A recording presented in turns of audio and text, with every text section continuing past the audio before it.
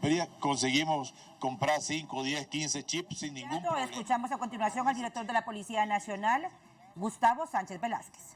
Con una billetera electrónica sin ningún tipo de problema. Ahora tienen que ingresar un número de cédula de identidad. Y posteriormente se empiezan a hacer las llamadas de extorsión y se pide el dinero a través de esa billetera electrónica, donde cualquier persona que no se tiene que identificar en este momento reclama ese dinero. Nosotros estamos proponiendo la identidad plena en estos dos elementos, el chip y la billetera electrónica. ¿Qué significa la identidad plena? Bueno, estamos proponiendo a Conatel que la persona que compre un chip, aparte que se le pida 2 identificaciones, deberá de solicitar y hacer un registro biométrico a Conatel para que se le habilite ese número telefónico. Conatel deberá crear una plataforma para que ese registro biométrico se realice. En buen español, casi todo el mundo tiene teléfonos inteligentes de última generación y en esos teléfonos usted tiene que registrar su Face ID. Eso es lo que nosotros estamos solicitando. En el caso de la billetera electrónica, igualmente queremos incorporar y estamos solicitando que se incorpore la huella dactilar como segundo comprobante de identidad. Cuando nosotros logramos estas dos acciones, aunque se realice algún tipo de extorsión, tenemos la identidad plena de las personas que están participando en el ilícito penal. Las medidas de mediano y corto plazo, podemos identificar las reformas legales que a través del Poder Ejecutivo se solicitará al Honorable Congreso Nacional.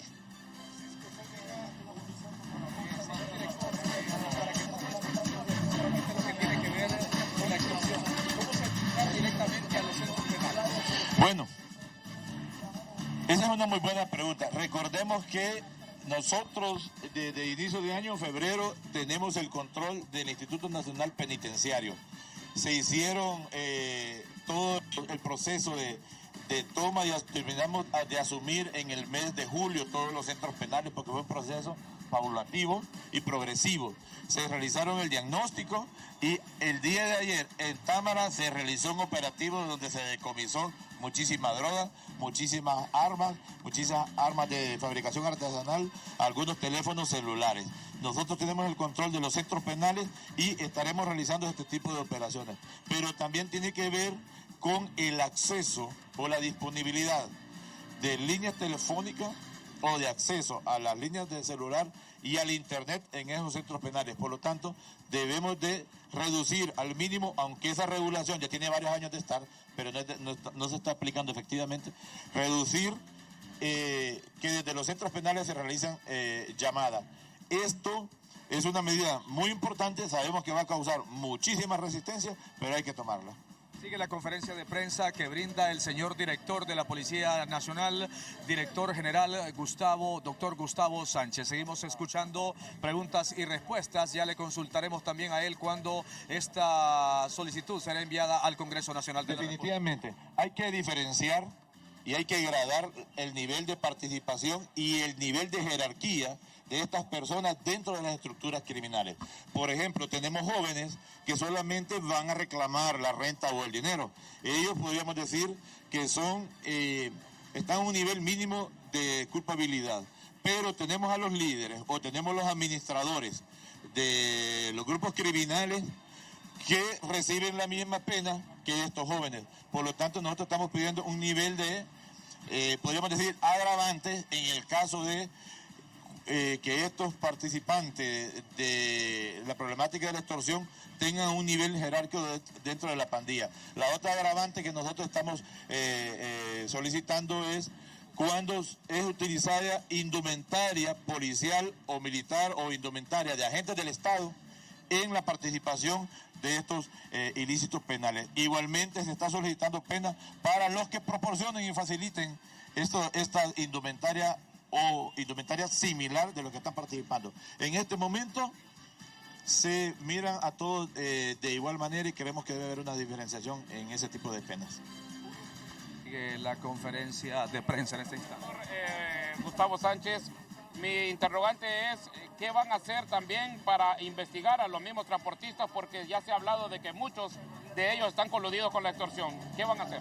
Bueno, Estamos escuchando la esa es conferencia una de prensa. excelente pregunta. El amigo me está preguntando qué vamos a hacer con las personas que están trabajando o participando en el gremio de los transportistas. Nosotros estamos solicitando la creación de una base de datos de todos los...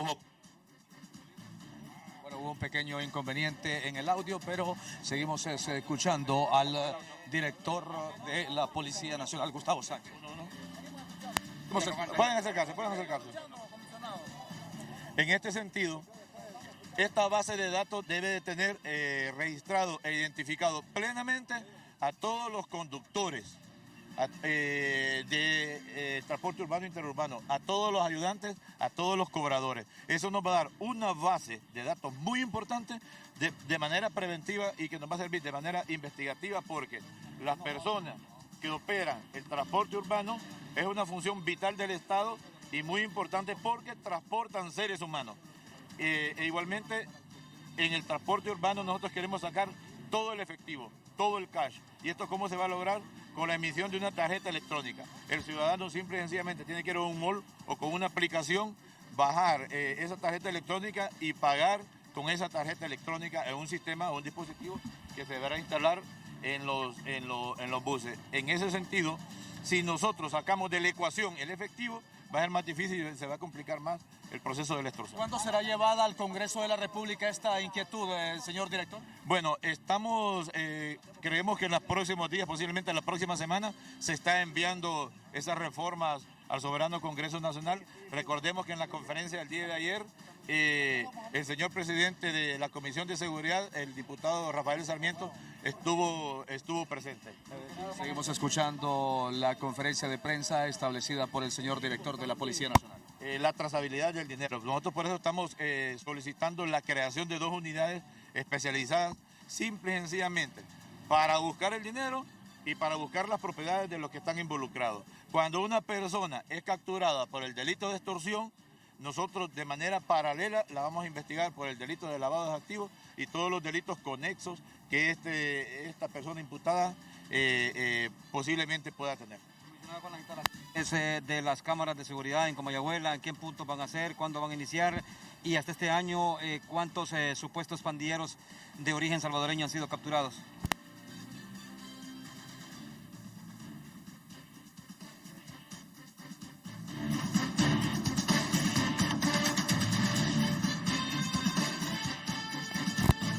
Mercados de la capital, que ahí vamos a iniciar el proyecto piloto. Tiene un costo de 1.8 millones la instalación de estas cámaras de última generación, que nos va a brindar muy buenos resultados. Hasta este momento nosotros hemos capturado un poco más de 50 pandilleros de origen salvadoreño. La mayoría de ellos tiene que ver por su ingreso irregular al país, pero algunos otros, un 30% aproximadamente, sí estaban cometiendo algún tipo de ilícito penal en el país o tenían cuentas pendientes en El Salvador. La última captura la hemos realizado este día. Señor director, que insistimos con esta cuestión de los chips, ¿cómo y de qué manera están haciendo ustedes para los dueños o gerentes de estas empresas, tanto testigos y claro, para que ellos colaboren con esta operación que va a hacer la policía? Fíjense que nosotros ya hemos conversado con ellos y ellos tienen un control total de los grandes distribuidores, de los puntos de distribución de los chips.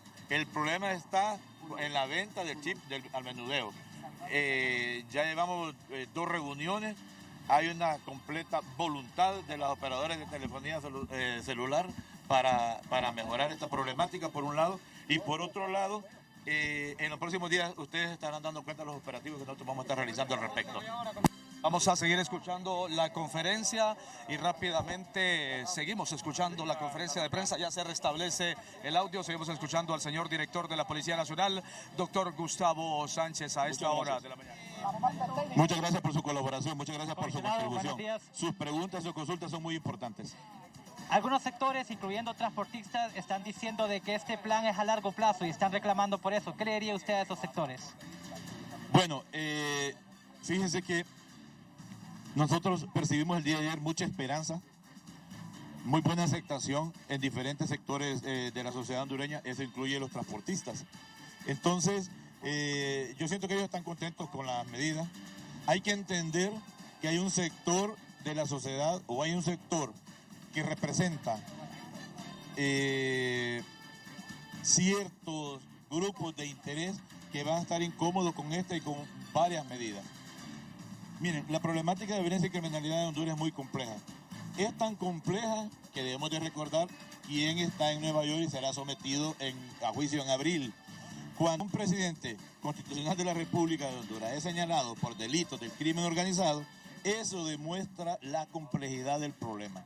Con esto que quiero decir, muchas medidas que estamos tomando van a tener resistencia, porque en esta administración estamos afectando muchísimos intereses. En esta administración estamos tocando dinero y estamos mermando ganancia de millones de lempiras. Por lo tanto, a veces inclusive nosotros percibimos que existen ciertos lobbies para hacer fracasar este tipo de medidas y no precisamente de gente que está catalogada que podría ser miembros de maras y pandillas. El poder de las maras y pandillas, el poder del crimen organizado, el poder del narcotráfico en Honduras es tan grande que en este país tiene lobistas.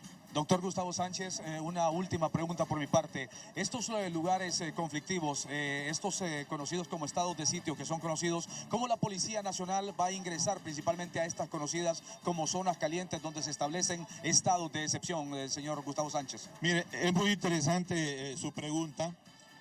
Debemos de recordar que hay comunidades y ciudades que piden esto. La primera que lo solicitó fue la Corporación Municipal de Lepaterique. La Corporación Municipal de Lepaterique, en uso de sus facultades, tomó ciertas medidas de orden restrictivo y la Policía Nacional, como un orden competente y que tiene la obligación, el artículo 293 constitucional, de cumplir y hacer cumplir las órdenes emanadas de autoridades competentes, simple y sencillamente está aplicando lo que la Corporación Municipal determinó en Lepaterique. En este sentido, el día de ayer se nos ordenó a nosotros hacer los análisis correspondientes para aplicar estados de excepción parciales en Tegucigalpa y en San Pedro Sula. En cada una de estas ciudades nosotros tenemos identificado a más de 60 colonias, residencias y sectores donde hay presencia de maras y pandillas y donde tienen un nivel de sometimiento a la población. En esas áreas nosotros mañana estaríamos solicitando al Poder Ejecutivo la aplicación de estados de excepción parciales, que ese es el procedimiento a seguir. Tenemos identificado plenamente esos lugares e iniciaremos con 60 barrios, colonias y sectores de Tegucigalpa, 60 barrios, colonias, residencias y sectores en San Pedro Sula y posteriormente nos iremos extendiendo paulatinamente en el resto del país que tenga y presente esta problemática.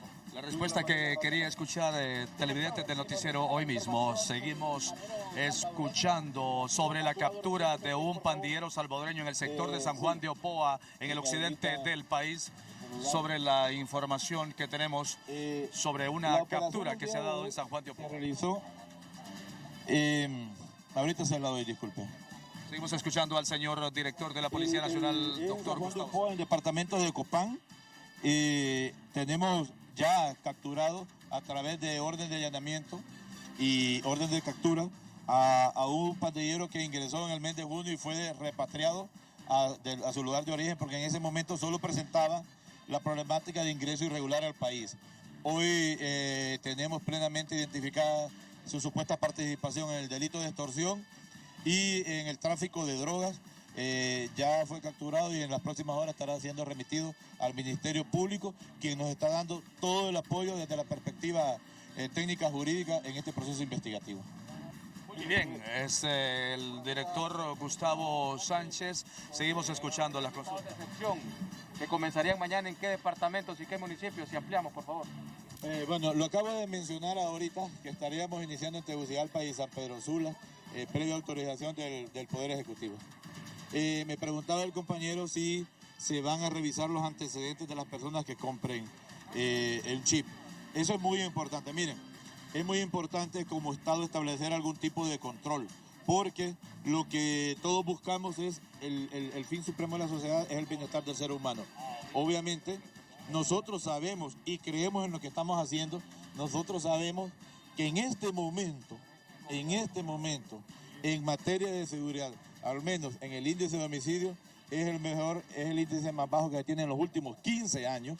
Sabemos que las medidas van por buen momento, por buen camino, pero falta mucho por hacer. Todas las medidas de control que se puedan tomar sin invadir la privacidad, obviamente, de las personas y sin violentar la Constitución de la República, todas esas medidas vienen a abonar para buscar el bien colectivo. Gabriela Cruz, Seguimos escuchándola. Señor director, se cuestiona que en este plan de antiextorsión no se está incluyendo a las Fuerzas Armadas. ¿Qué respuesta se puede brindar respecto a ello? Bueno, uno a mí no me corresponde, pero ayer escuché a la presidenta que le dio una misión, entonces sí están involucrados. General Gustavo Sánchez, mi interrogante es sobre de este plan integral, ustedes también harán este monitoreo financiero para ver dónde queda este dinero de las estructuras criminales. Precisamente por eso ya ayer nos reunimos y teníamos reunión previa con la Comisión Nacional de Banca y Seguro.